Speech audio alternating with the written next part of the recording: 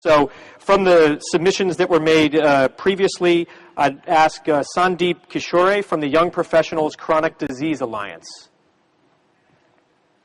Is this on? There you go, you're on. Hi, Sandeep. Thanks, Morgan. I also took your comments as speaking from the heart to heart. So I was once asked, Sandeep, are young people and university students interested in NCDs?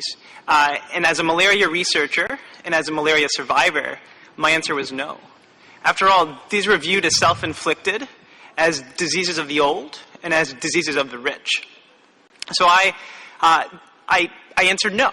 I then wrote to several of my colleagues in public health and asked them the same question. And they replied in the affirmative that this was a social justice issue, if not the social justice issue of our time.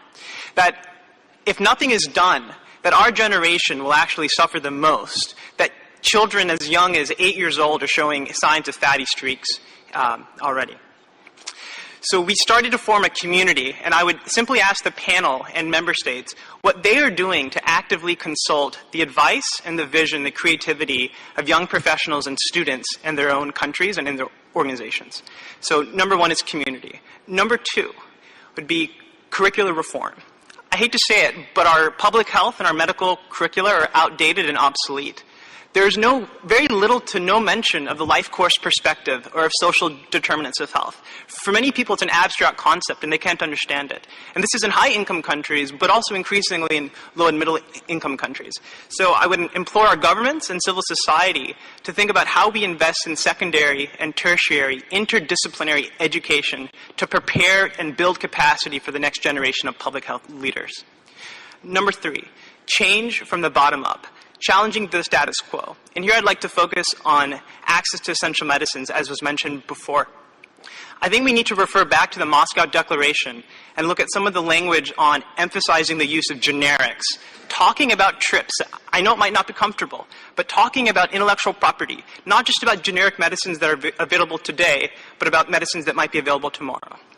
So as I said in Moscow, I firmly believe that NCDs are the HIV/AIDS of our generation. And we as young people and as young professionals stand with you and by you as we move forward. Thank you. Thank you, Sandeep.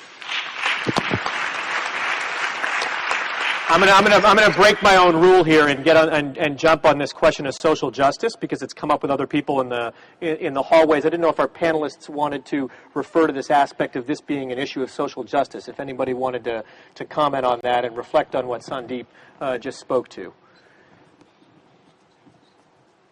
I'll call you out if you're not careful. You better take advantage of it. You spoke to it a little bit earlier. Would you like to continue? I was listening to Sandeep as well as to some of the previous speakers who alluded to different advocacy groups who have come together to promote the cause of non-communicable diseases. So there was a speaker who addressed the issue of children affected by cancer. There was someone who was affected by cancer of the larynx.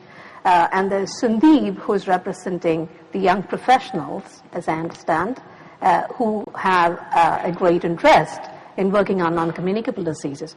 To me, that is a shadow of the need for different sectors coming together to address the challenge.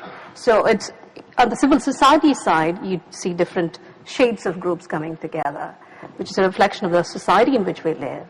And therefore, the whole of society approach and the whole of government approach, and I think that caters to the question about social justice. Because this cannot be dealt with as a public health concern, but we need to be looking at non-communicable diseases and the risk factors, including tobacco control, as a development issue and a social justice issue. And that would require the involvement of all sectors of the government as well as of the society. So multi-sectoral approach. Dr. Contra, you want to refer to that? Yes, I just want to make a few comments. You know, the United Nations was formed out of the ashes of World War II. And the International Chamber of Commerce was invited to send 2 of their board members to the opening session in San Francisco because the ICC had strongly lobbied and supported the formation of the then fledgling intergovernmental organization. The architects of the United Nations recognized in their wisdom the value of multi-stakeholder, non-governmental contribution to the work of the United Nations. and in their charter provided for a mechanism for this process. We're all very lucky and beneficial and have benefited from that, in that we have had the current Secretary General and his predecessor, Kofi Annan, greatly expanded the multi-sectoral dialogue and involvement in intergovernmental deliberations. So I just want to reiterate and to say that we are all here because we all want to be part of the solutions. Business can only survive and can only flourish in societies that are healthy and that are strong and thrive. So that we will be part of. We are committed to be part of the solutions. With the proliferation, for example, of information and communication technologies, we will be making major contributions.